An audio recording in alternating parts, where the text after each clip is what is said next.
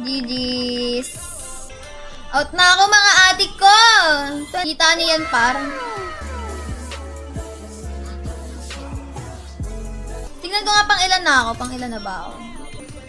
Sa parada ako ang number 1. Sa Santa Maria ako ang number 14. I mean, it's alright. Sa Bulacan, syempre wala. 2-7 pa. Okay, sige. Putik, mukhang malakas to Ay! Balagbag! Why? Grabe, hey! Pas na mi. 8 matches?